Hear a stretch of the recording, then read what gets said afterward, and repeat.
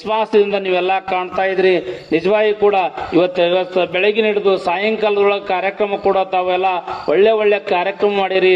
ನಮ್ಮೆಲ್ಲ ವೀರಭದ್ರನ ಅವತಾರಿಗಳು ಬಹಳ ಒಳ್ಳೆ ಇಲ್ಲಿ ತನಕ ಅವರೆಲ್ಲ ತಮ್ಮ ಎಲ್ಲ ವೀರಭದ್ರ ಅವತಾರವನ್ನು ಅವರೆಲ್ಲ ತೋರಿಸಿದ್ದಾರೆ.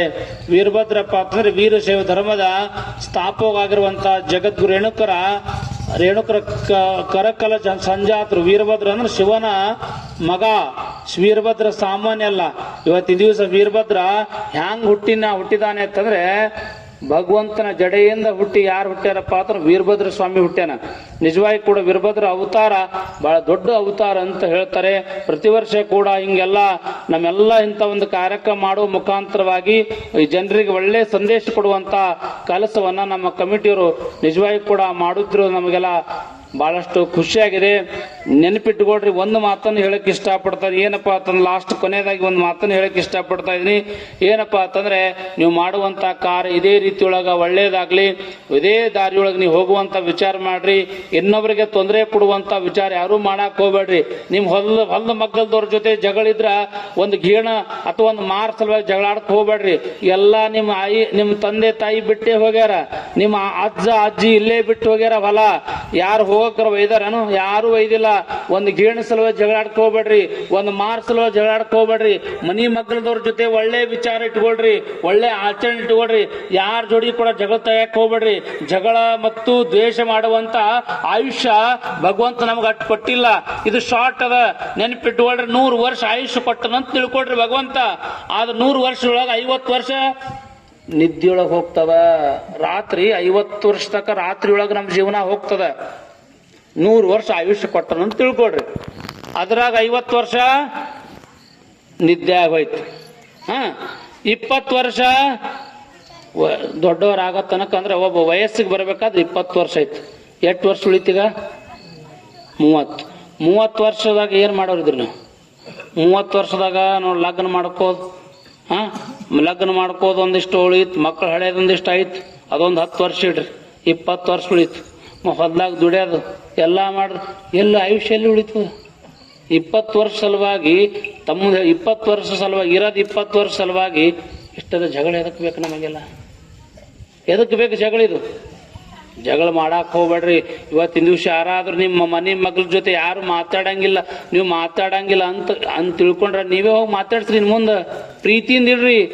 ಲವ್ ಇಸ್ ಗಾಡ್ ಅಂತ ಹೇಳ್ತಾರ. ಪ್ರೀತಿಯೇ ದೇವ್ರ ಅಂತ ಹೇಳ್ಯಾರ. ಜಗತ್ತಿನೊಳಗೆ ದೇವ್ರು ಯಾವ್ದಪ್ಪ ಅಂತಂದ್ರೆ ಯಾರ ಜೋಡಿ ಪ್ರೀತಿಯಿಂದ ಮಾತಾಡ್ತಿರಲ್ಲ, ಒಳ್ಳೆ ಭಾವನೆ ನಡ್ಕೋತಿರಲ್ಲ, ಅದೇ ದೇವರಿಗೆ ಕೊಡುವಂತ ಸಮರ್ಪಣೆ ಗುಣ ಅಂತ ಹೇಳ್ತಾರೆ. ಒಳಿತು ಮಾಡ ಮನಸ್ಸ ನೀ ಒಳಿತು ಮಾಡು, ನೀ ಇರುವುದು 3 ದಿವಸ. ಉಸಿರು ನಿತ್ತ ಮೇಲೆ ನಿನ್ನ ಹೆಸರು ಹೇಳತಾರ. ಒಳಿತು ಮಾಡ ಮನಸ್ಸ ನೀ ಒಳಿತು ಮಾಡು ಅಂತ ಹೇಳ್ಯಾರ. ಜೀವನದೊಳಗೆ ಯಾವತ್ತೂ ಕೂಡ ಒಳ್ಳೇದ್ ಮಾಡ್ರಿ ಅಂತ ಹೇಳ್ಯಾರ. ಯಾವ್ದ್ರೆ ಶಾಸ್ತ್ರಗಳು ಪುರಾಣಗಳು ಕೆಟ್ಟ ಮಾಡ್ರಿ ಅಂತ ಹೇಳವೇನು? ಕೆಟ್ಟ ಎಂದೂ ಮಾಡಂತ ಹೇಳಿಲ್ಲ. ನೆನ್ಪಿಟ್ಕೊಡ್ರಿ, ನೀವು ಒಳ್ಳೇದ್ ಮಾಡಿದ್ರ ಒಳ್ಳೇದೇ ಆಗ್ತದ, ಕೆಟ್ಟ ಮಾಡಿದ್ರ ಕೆಟ್ಟೇ ಆಗ್ತದ. ನಾ ಯಾವತ್ತು ಕೂಡ ಊರಾಗ ಮಣ್ಣು ಕೂಡ ಹೇಳಿನಿ. ಎಷ್ಟು ನಮ್ಮ ಹತ್ರ ಬರ್ತಿರ್ತಾರೆ, ಯಪ್ಪ ನಮಗ್ ಲಿಂಬೆ ಹಣ್ಣು ಒಗದಾರ್ರಿ, ನಮಗ ಅದು ಒಗದಾರ್ರಿ, ನಮ್ಮ ಮನೆ ಮುಂದೆ ಇದು ಒಗದಾರ್ರಿ, ನಮ್ಮ ಮನೆ ಮುಂದ ಕುಂಕುಮ ಉದುರ್ಸ್ಯಾರ್ರಿ. ನೀವು ಉದುರ್ಸೋರ ಬಗ್ಗೆ ಚಿಂತೆ ಮಾಡ್ಬಿಡ್ರಿ. ಯಾರು ಉದುರ್ಸಾರ ಅವರೇ ಉದುರ್ ಹೋಗ್ತಾರ. ಯಾಕೆ ವಿಚಾರ ಮಾಡೋದು? ನಾ ಸತ್ಯವಾಗಿರುವಂತ ಮಾತು ಹೇಳ್ತೀನಿ, ನೆನ್ಪಿಟ್ಕೊಳ್ರಿ. ದೇವರ ಬಗ್ಗೆ ಧ್ಯಾನ ಇಡ್ರಿ. ಈ ಕಾಸ್ಲಿಂಗ ಮೇಲೆ ಭಕ್ತಿ ಇಡ್ರಿ. ಯಾರು ಮಾಡಿಸ್ರು ಕೂಡ ಕ್ಷಣಿಕ, ಅದು ಮಾಡಿಸಿದ್ದು ಕ್ಷಣಿಕ. ನೆನ್ಪಿಟ್ಕೊಳ್ರಿ, ನಾವು ಮಾಡಿದ್ದು ನಮಗೆ ಬರೋದದ. ಮೊದಲೇನಿತ್ತು, ಈಗ ಮಾಡಿದ್ದು ಮುಂದಿನ ಜನ್ಮದೊಳಗ ಕಳಿಬೇಕಾಗಿತ್ತು. ಆದ್ರೆ ಈಗ ಏನಾಗ್ಯದ, ಈ ಜನ್ಮ ಮಾಡಿದ್ದು ಇಲ್ಲೇ ಕಳೆದು ಹೋಗ್ಬೇಕಾಗ್ಯದ. ನಿಮ್ ಮುಂದೆ ಎಷ್ಟೋ ಜನ ಕಳೆದು ಹೋಗ್ಯಾರ. ನೀವೇ ಅಂತಿರ್ತೀರಿ. ಏನ್ ಅಂತಿರ್ತೀರಿ ಅಂತಂದ್ರ, ಅವ್ ಮಾಡ್ಯಾನ ಹಂಗ ಬಂದವನೀಗ ಅಂತಿರ್ಲಿ. ಅವ್ ಮಾಡ್ಯಾನ, ಅವ್ ಉಣ್ಬೇಕಾಗ್ಯದ. ನೆನ್ಪಿಟ್ಕೊಳ್ರಿ. ಅತ್ತಿ ಆದವ್ರಿಗೆ ಕೂಡ ಒಳ್ಳೆ ವಿಚಾರ ಹೇಳ್ತೀರಿ. ಅತ್ತಿ ಆದವ್ರು ಈಗ ಮಗಳಂತ ತಿಳ್ಕೊಳ್ರಿ. ಸೊಸೆ ಆದ್ರಿ ಮಗಳಂತ ತಿಳ್ಕೊಳ್ರಿ.